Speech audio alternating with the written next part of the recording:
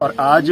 Student federation of India और democratic youth federation of India की हिमाचल प्रदेश राज्य इकाई के द्वारा जो प्रेस वार्ता यहां पर शिमला के अंदर आयोजित की गई, उसका साफ तौर पे जो हिमाचल प्रदेश के अंदर पब्लिक सर्विस कमीशन के द्वारा अभी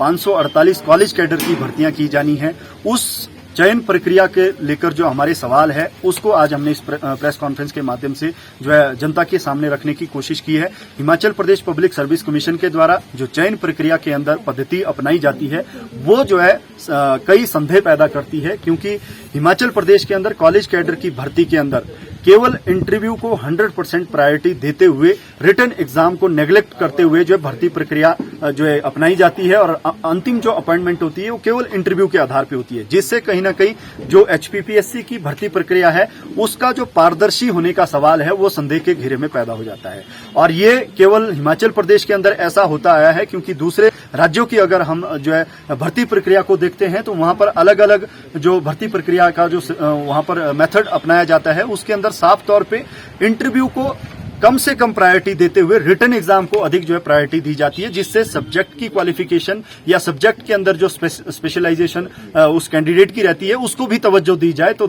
एसएफआई हिमाचल प्रदेश के अंदर भी ये मांग करती है कि जो 2020 मई के अंदर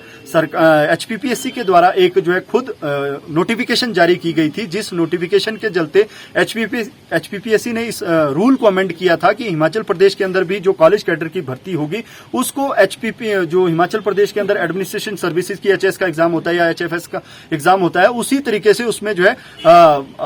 आपका जो इंटरव्यू होगा उसको जो है केवल 35% वेटेज दी जाएगी और 65% आपका जो उसके अंदर रिटन एग्जाम को तवज्जो दी जाएगी। लेकिन 4 महीने के अंदर सरकार के दबाव के चलते उस अमेंडेड रूल को जो है वापस लिया गया, उस नोटिफिकेशन को वापस लिया गया और आज जो 4 साल बाद ये भर्तियां हो रही है, 2017 के बाद 2022 के अंदर ये जो भर्तियां हो रही है, लगभग 4.5 साल से ज्यादा का समय हो चुका है। ये भर्तियां केवल सरकार के द्वारा एक विशेष विचारधारा के लोगों को प्राथमिकता देते हुए उनको जो है भर्ती करने के लिए जो है केवल इंटरव्यू को प्राथमिकता देने के लिए उस अमेंडेड रूल को जो है खत्म किया गया और फिर से इंटरव्यू को प्रायोरिटी देते हुए जो है एक विशेष विचारधारा के लोगों को धांधलियों के तहत जो है भर्ती देने की कोशिश की जा रही है। ये भी मांग करते हैं कि जो इंटरव्यू होता है कॉलेज कैडर के अंदर उसकी वीडियो रिकॉर्डिंग होनी चाहिए और साफ तौर पे 65-35 का जो फॉर्मूला भर्तियों के अंदर पहले एचपीपीएससी के द्वारा अमेंडेड किया गया था उसको फिर से जो है लागू किया जाना चाहिए।